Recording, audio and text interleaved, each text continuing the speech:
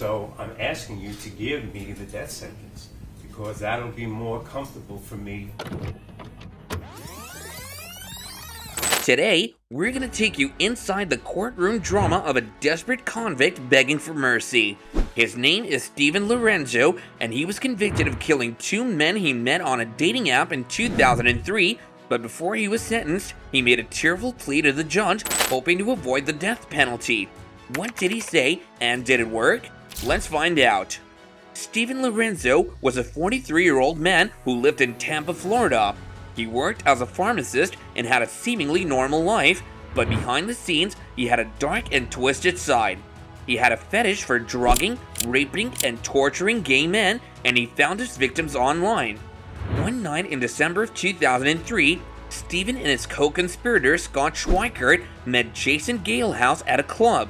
He was 26 years old and a student at the Art Institution of Tampa. They lured him to Steven's home, where they drugged him with JHB, a powerful sedative, and then they raped him, beat him, cut him, and put a gas mask on him. Then, they decided to kill him because they were afraid he would tell the cops. They chopped up his body and threw it away in different places. The next night, they did the same thing to another guy, Michael Bachholz.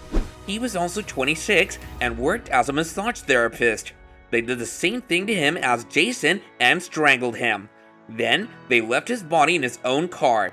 Both men were reported missing by their families and friends, who became worried when they didn't hear from them for days. The police soon discovered that both men had been in contact with Steven on Grindr and traced his phone number and address.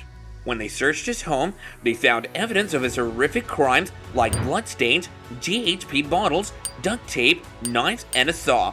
They also found Michael's body in the trunk of his car. Jason's body was never found, but DNA tests confirmed that he too was killed by Steven. In 2016, Scott Schweikert decided to confess to the murders and testify against Steven. He did this to avoid the death penalty. However, Steven continued to deny his involvement until late 2022. His defense tried to argue that he was mentally ill and suffered from bipolar disorder and substance abuse. They claimed that he wasn't in control of his actions and that he didn't intend to kill anyone. They also said that he was remorseful and wanted to help find Galehouse's body, but the jury didn't buy it. Eventually, he changed his plea and admitted to the killings, but he claimed that there were others involved as well.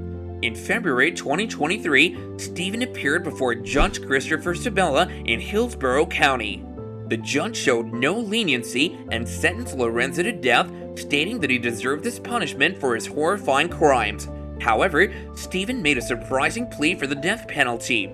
He believed that being executed would be more comfortable than spending life in prison. Seeking the death penalty, it's in my best interest, basically because it's a comfort.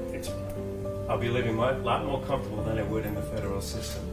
He wanted to hasten the process of his own execution and expressed no ill will towards the prosecutors or the judge. He chose to represent himself during the penalty hearing and waived his right to a jury trial.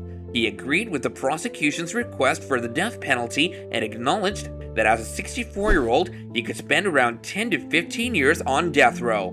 He claimed that being on death row would provide him with better conditions such as a private cell, a TV, a computer, and other comforts compared to the federal prison system. Surprisingly, he thanked the judge for sentencing him to death, stating that his soul was at peace.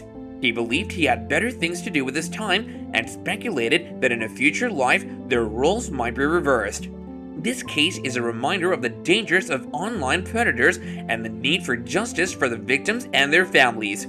Steven's bizarre plea for the death penalty and his lack of remorse show how twisted and evil he is. We hope that his sentence will bring some closure and peace to those who suffered from his crimes. And that concludes today's discussion. We hope you found it informative and thought-provoking. If you enjoyed the content, then please remember to like this video and subscribe to our channel. We'll see you next time. Bye for now.